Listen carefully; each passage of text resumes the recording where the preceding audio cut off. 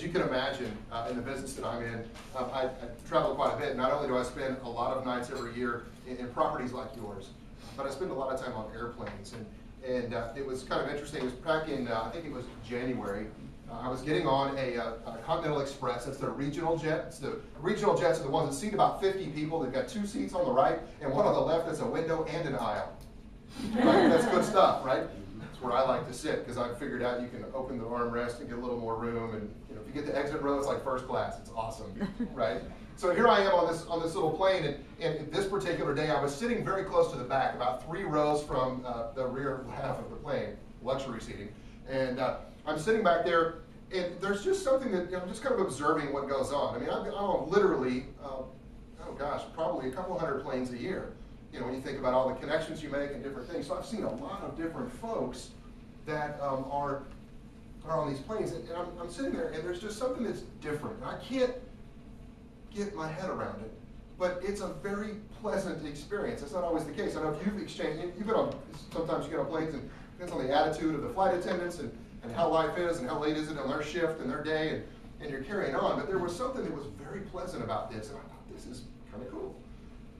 So I go about my routine. As I pull out my Sony noise-canceling headphones and get those slipped on. I get my Kindle propped right there in the back pocket, because you can't turn it on until you reach 10,000 feet. Can you imagine a plane brought down by a Kindle? That'd be amazing, right? And I'm just getting kind of settled in, looking for some snacks. I've got an extra bottle of water, getting all, I've got my routine, right? What I like to do. But I'm still noticing that something is just kind of going easy, right? The way this plane is coming together. We're getting ready to go. And so the flight attendant is now moving back through the aircraft, and she's saying hi to everybody. Thanks for flying with us today. Glad you're here. Almost personally checking in with every person on the flight. We haven't even left the gate yet. We finally pull away from the gate. She stands up very calmly, quietly, and with a smile on her face, she goes through the safety instructions, letting us know about putting our seats in the full upright position, the trays locked as they should be. All the carry-on luggage stored above us or down underneath the seat in front of us. Listen, I could almost do this thing in my sleep, right? So we're going through the whole routine, and there's something that's still unbelievably pleasant about her and familiar, and I couldn't quite figure it out. Now she gets back close to me, just checking in to make sure everybody's seatbelt is ready before we take off, and I saw her name tag, and I smiled. So I waited. We got up in the flight. We were headed to Midland, Texas. It was going to be the beginning of a long week for me. I was flying from Houston to Midland. I was going to drive my way back to Houston by way of Abilene, Wichita Falls, Waco, and then finally back home on Friday. It's going to be a crazy, crazy week. So I'm looking for the nap that I can get in, but I'm waiting. And as the drink service starts, I know what's going on, and I can almost see the look on people's faces that were all these rows in front of me as she was headed back through the plane, this flight attendant, and everybody smiles and kind of nods, and she's just serving drinks like she normally does. She gets about 3 rows ahead of me, and I take my earphones and I slide one off my ear because I want to hear the reaction that I know is coming. She starts talking to people 3 rows in front of me, and they kind of turn and look and smile. And they have an interaction. She moves to the seat, and finally she gets back to me, and she looks over at me in seat 22A, and she says, "Mr. Cooksey, what can I get you to drink?" And I smiled and I looked at her and I said, "Judy, you won't remember me, but about 3 years ago, I was on one of your flights." She put up her hand and said, "Stop. You're the guy that wrote the blog." I said, "Excuse me?" She said, "The blog. You wrote the blog, right? That was you? I've been wondering if you'd ever be on one of my flights again." I said, "You got the word?" She said, "I absolutely got the word."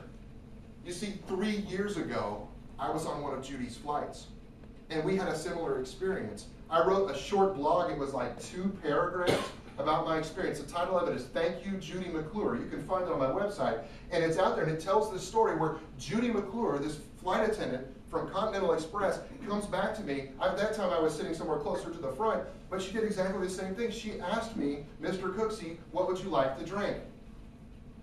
I don't fly first class. I'm a pretty anonymous business traveler. And she called me by name. And I remember that day, 3 years ago, I asked her, I said, "Judy," she was, "can I get you something else?" I said, "No, I have a question. Did you just call me by name to see what I wanted to drink?" She said, "I sure did." And I said, "Why?" And with a smile on her face, she leaned down as if she'd never told this story before. She said, "You know, this job isn't rocket science. She said, a few years ago, I was pretty bored as a flight attendant.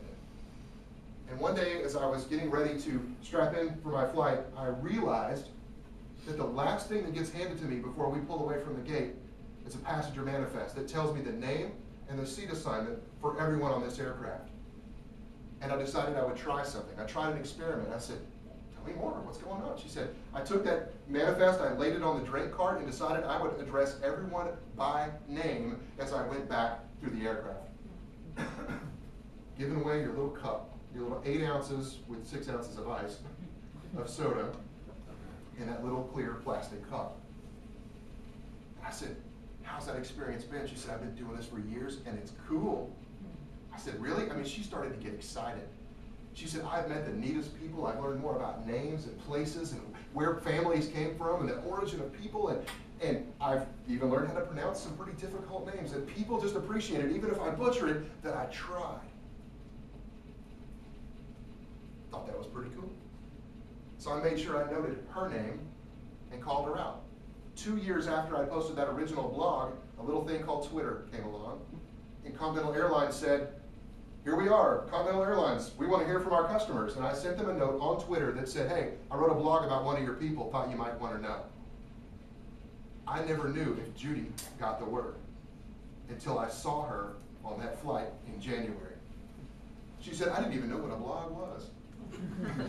My supervisor brought me something and said, hey, one of your passengers wrote something about you on the internet. She was like, whoa. She said, and then I got the word. One of the responsibilities I have as I travel around across North America visiting with business leaders is I talk a lot about customer service.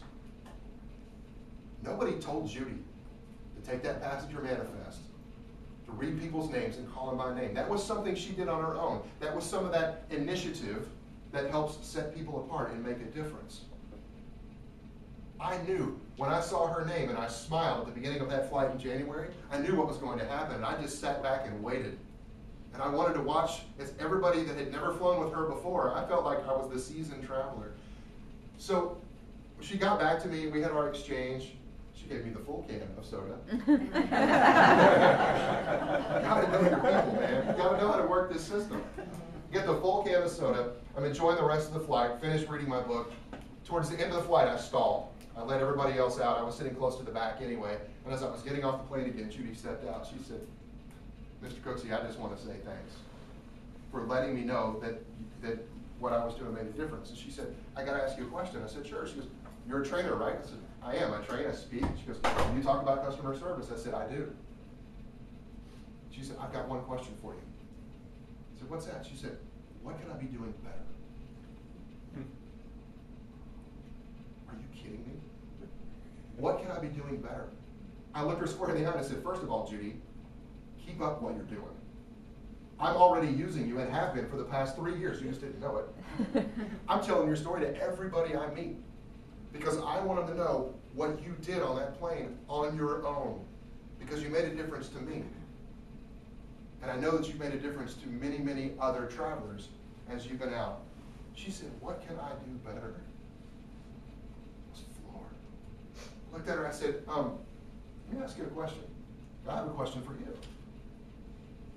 What inspired you to do that day? She said, I don't know. Almost like she was a little kid, kind of rubbing her foot in the dirt, right? She said, I guess it had something to do with my parents owning a dime store when I grew up. I learned about customer service there. I learned about building relationships. I spend close to 100 nights a year in properties like yours.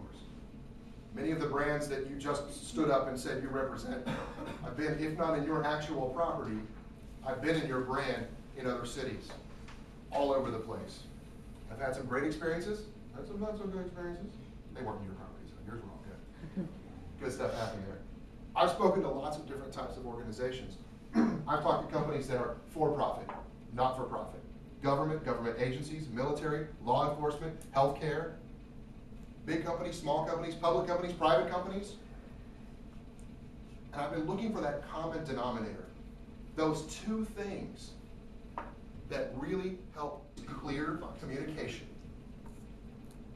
and the business relationships that you build. That's it. I could walk out of here today, you're better already for what I just laid on you.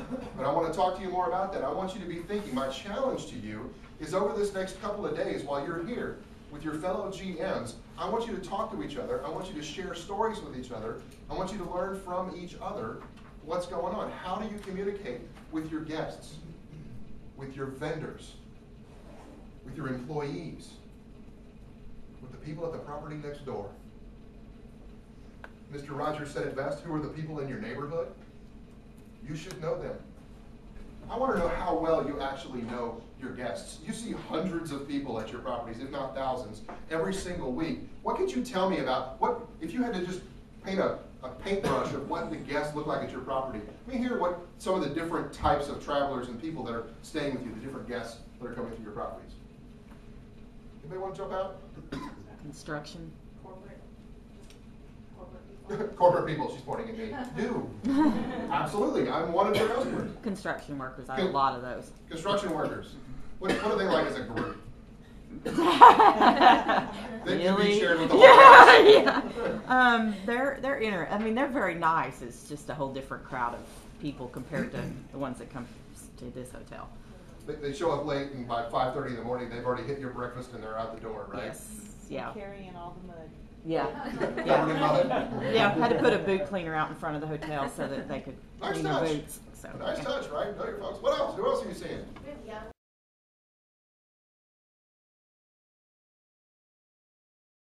And I only want you to fill in the bullseye on one of these two targets.